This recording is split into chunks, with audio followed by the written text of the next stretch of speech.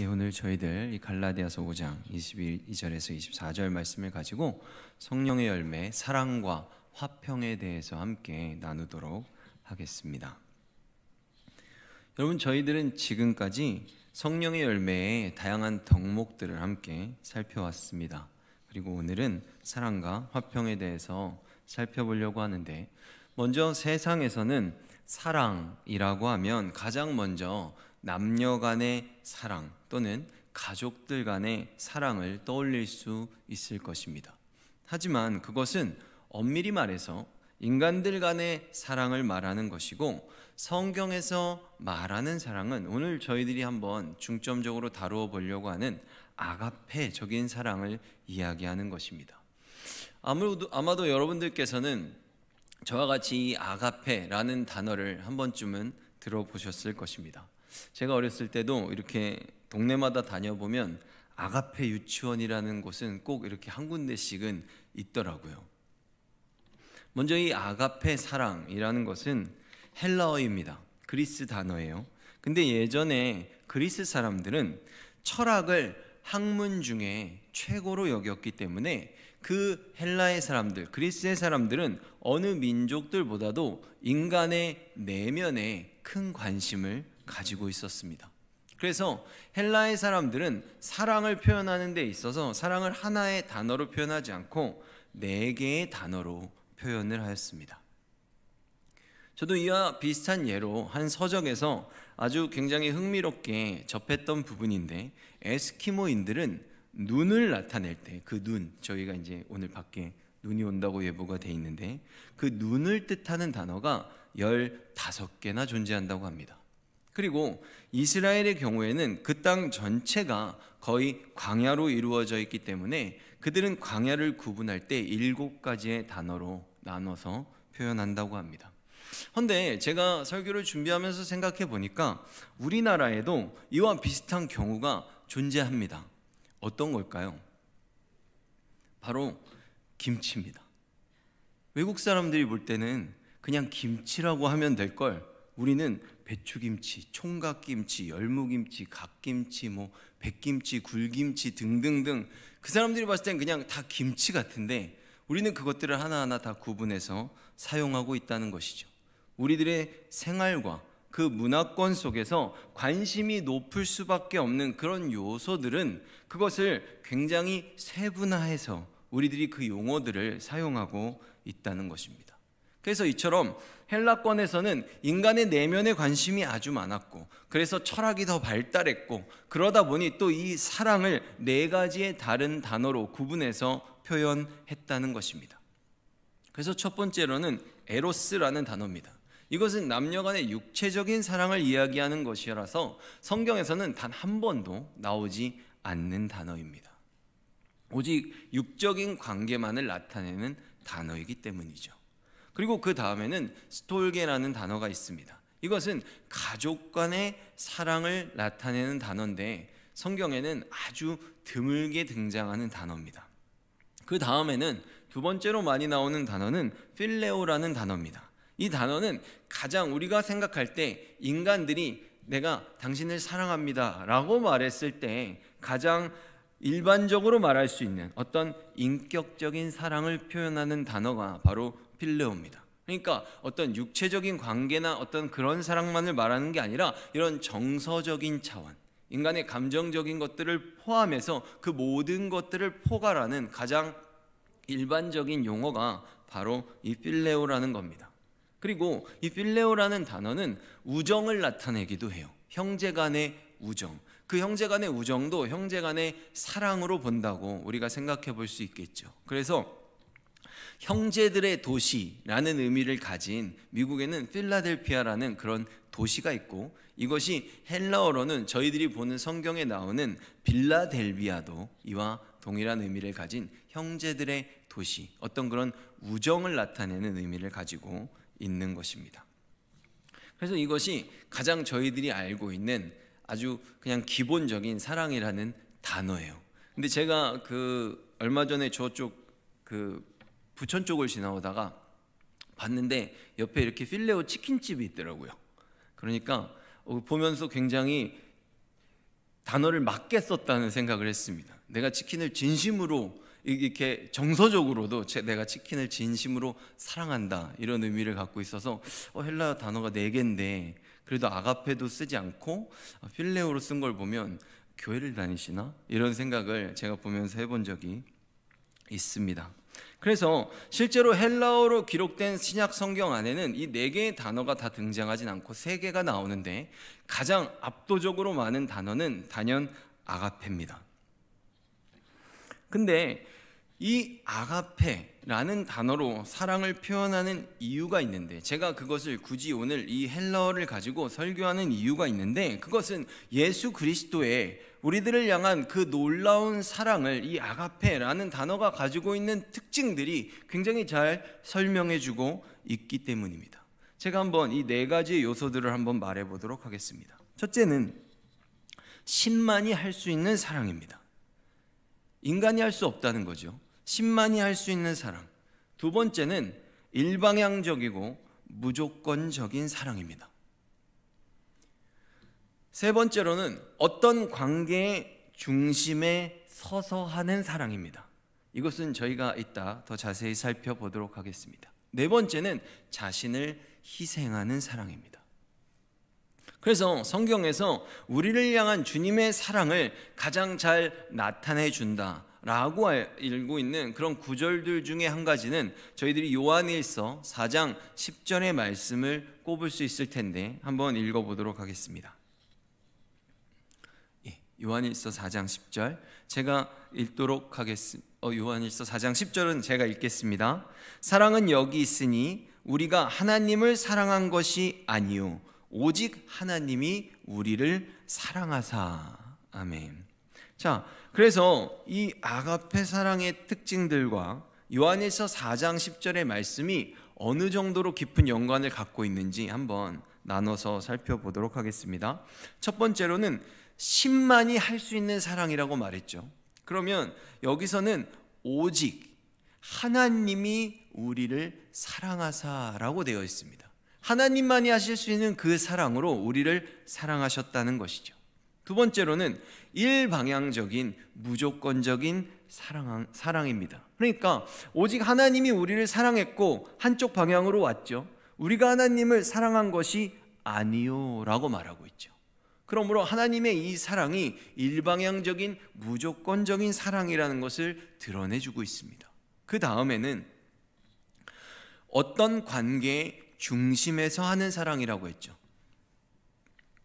이것은 바로 화목제로라는 그 단어에 나오게 되어 있습니다. 화목제로 예수님이 우리들을 위해 희생하셨다는 그 사랑을 얘기하고 있는데 이 중심에서 하는 사랑이라는 것이 바로 그겁니다.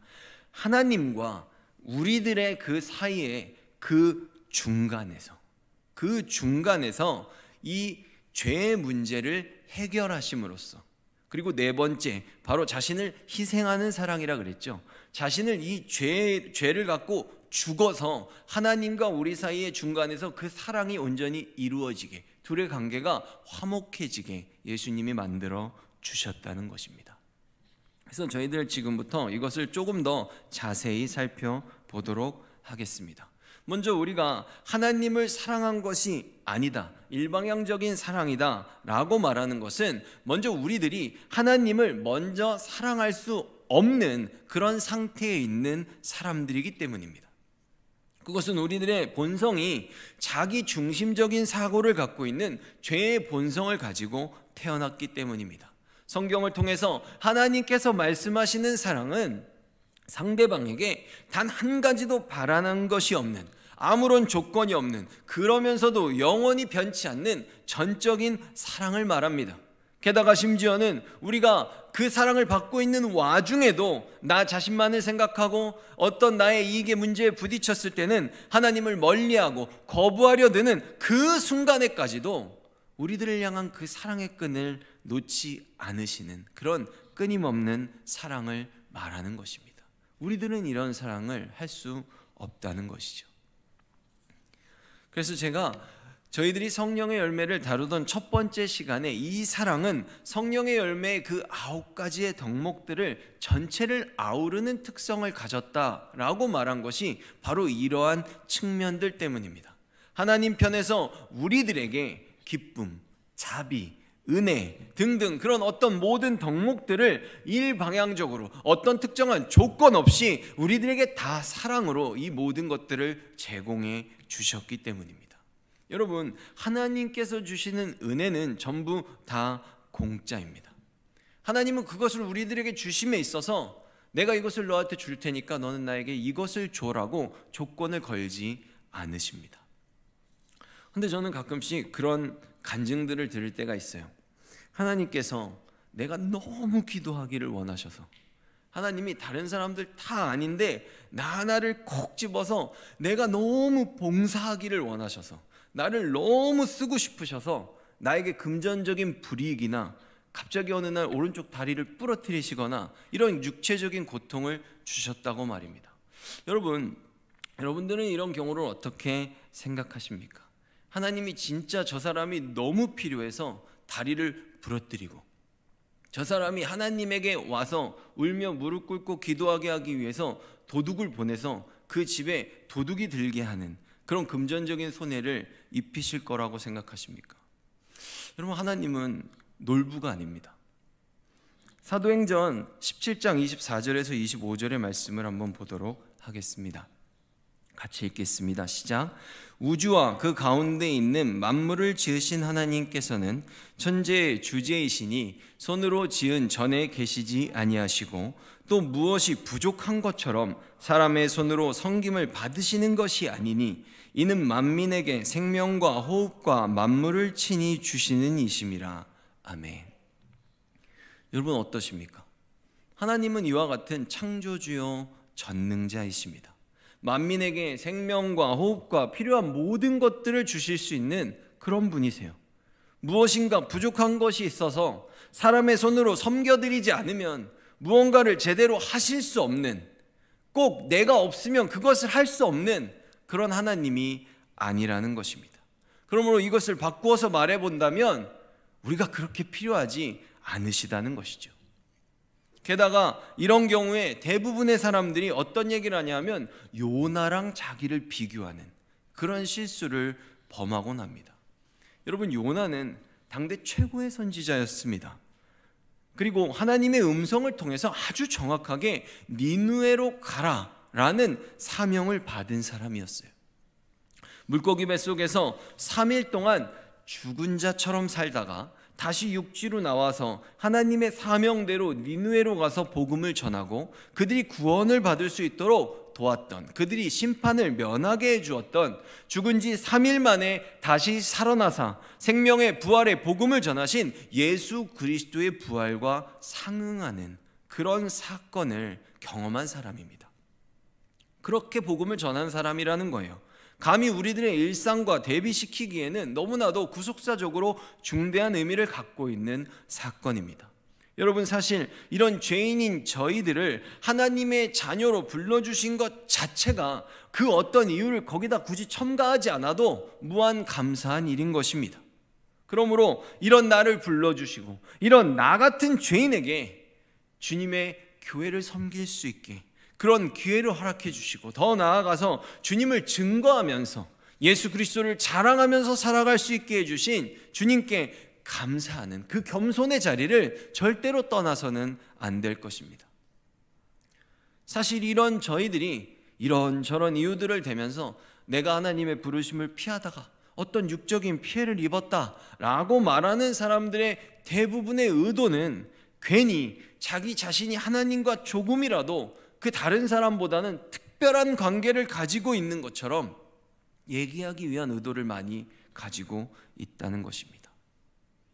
자기가 발을 잘못 디뎌서 다쳐놓고서 말도 안 되게 하나님 핑계를 댄다는 것이죠. 여러분, 저희들 분명히 기억해야만 합니다.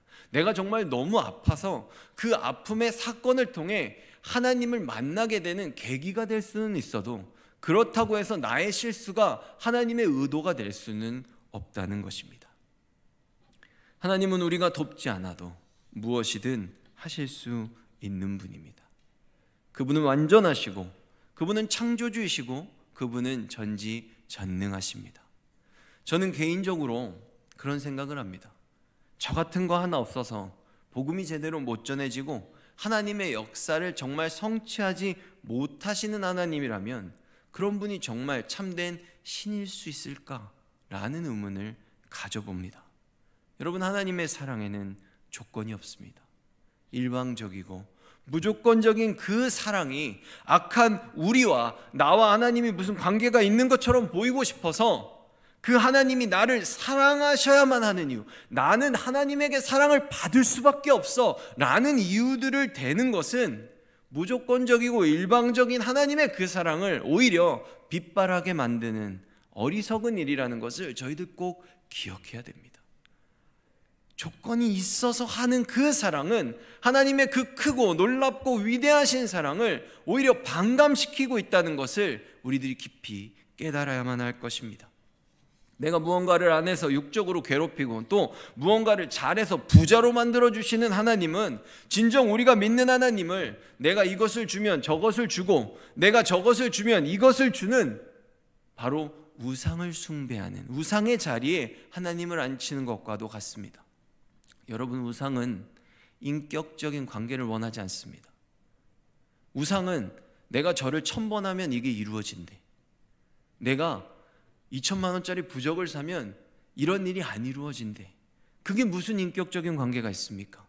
그들이 원하는 걸 내가 주면 그들도 내가 원하는 걸 준다는 개념으로 다가서는 게 우상입니다. 우상에게 받고자 하는 건 또 다른 문제가 있습니다. 뭐냐? 하나님은 하나님이 원하시는 것들을 우리가 행해야 되지만 우상은 내가 원하는 조건을 걸고 그 조건을 들어주면 내가 원하는 것을 갖기 위해서 만나는 것이 우상입니다. 우리들이 혹시 하나님에게 그러지 않습니까? 내가 원하는 것을 정해놓고 그것을 달라고 애를 쓰고 때를 쓰면서 내가 좋아하는 것들을 주면 하나님도 좋아할 거라고 생각하면서 내가 원하는 대로 하나님의 마음을 다 해석하며 살아가지 않느냐는 것입니까? 하나님은 우리들에게 하나님이 무엇을 원하시는지, 하나님이 어떤 것을 좋아하시는지, 하나님이 어떨 때 우리들의 기도를 들으시는지 다 말씀해 주셨습니다. 하나님은 우리들의 중심을 원하십니다. 그분이 우리들을 진심으로 사랑하신 것처럼 우리들도 진심으로 하나님을 인정하고 내 삶의 주인이요 나의 구원자가 되시는 그분에게 우리들의 마음, 그 진심을 드리기를 원하신다는 것입니다. 예수 그리스도를 사랑할 줄 안다면 예수 그리스도의 자리에서 함께 고난도 감당할 줄 알아야 할 것입니다. 하나님과 거래하려 드는 것은 하나님을 우상으로 치부하는 것과 같은 아주 부끄럽고 유치한 행동들일 뿐입니다. 아주 죄스러운 행동이라는 것입니다. 여러분, 진정 우리가 아무것도 안 했는데 그럼에도 불구하고 영원한 생명을 선물로 주시는 그 사랑이 가장 큰 사랑이 아니겠습니까? 정말 내가 아무것도 할 수 없는 무능력자인데 그 사랑을 주고 그걸 받은 후에도 내가 하나님을 위해 할 수 있는 것이 단 한 가지도 없는데 그런 나 같은 자들을 통해서도 영광 받으시겠다고, 그런 나도 너무 귀하다고 구원하시는 그 사랑, 그 구원의 능력이 정말 위대한 능력이 아니겠습니까? 그런 무조건적이고 일방향적인 놀라운 사랑과 은혜를 받은 우리들이 그 사랑의 단 하나라도 내 편에서 무언가를 해드렸기 때문에 나에게 그 사랑을 줬다는 조건을 단다면 십자가에서 모든 것을 홀로 감당하신 예수 그리스도의 그 공로를 내가 빼앗으려고 하는 그런 악한 의도일 수밖에 없다는 것입니다. 여러분, 저희들 예수님 십자가에서 돌아가실 때 아무것도 한 것 없습니다. 제자들도 예수님을 다 버렸어요. 그럼에도 불구하고 예수님은 홀로 그것을 이루셨습니다. 그런 십자가의 사랑을 받은 우리가 내가 왜 이제 와서 십자가의 사랑을 받을 수밖에 없는 그 이유를 그 믿음에 첨가하고 있느냐는 것입니다. 여러분, 저희들은 그저 감사할 것밖에 없습니다. 조건 없는 그 놀랍고 위대한 사랑에 절대로 조건을 첨가하지 마시기를 바랍니다. 아주 순수하게 나 말고 내 것 말고 오직 주님의 사랑과 주님의 은혜만을 사랑하며 살아가시기를 바랍니다. 내가 뭘 했다고 얘기할 시간이 없다는 것이죠. 복음만 전하기에도 이 시간이 부족하다는 것입니다. 이제는 이 아가페 사랑의 세 번째와 네 번째에 해당하는 어떤 관계의 중심에서 하는 사랑, 자신을 희생하는 사랑에 대해 한번 살펴보도록 하겠습니다. 에베소서 2장 14절입니다. 함께 읽겠습니다. 시작. 그는 우리의 화평이신지라 둘로 하나를 만드사 원수된 것 곧 중간에 막힌 담을 자기 육체로 하시고. 아멘. 먼저 이 본문의 맥락상 유대인과 이방인들 사이에 막혀있던 담이 있었는데 그 담을 십자가로 헐어버리셨다. 그래서 이제는 유대인과 이방인이라는 그 어떤 민족의 구별, 그 어떤 차별도 없이 예수 그리스도 안에서 하나의 형제와 자매가 되었다라는 말씀을 선포하고 있습니다. 그런데 여기서 말하는 내용, 그 중간에 막힌 담, 그것을 예수님이 하셨다는 건데, 이것은 유대인과 이방인들을 구분하는 기준이 바로 죄였기 때문입니다.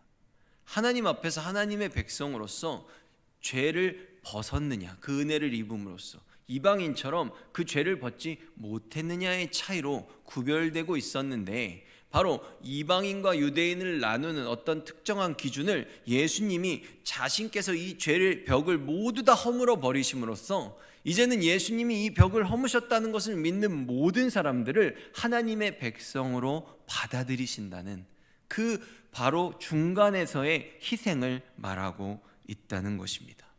그리고 예수님께서는 지금 우리들의 죄에서 비롯되는 자기 중심적인 사고로 인해 생겨나는 모든 우리들 안에도 있는 시기의 장벽, 미움의 장벽, 경쟁의 장벽, 차별의 장벽, 빈부격차의 장벽을 모두 허무셨습니다.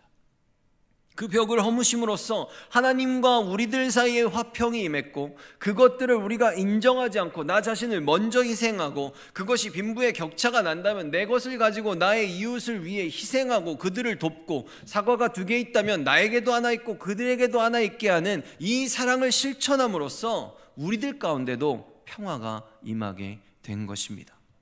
물론 이 세상 속에는 아직도 그런 장벽들이 남아 있습니다.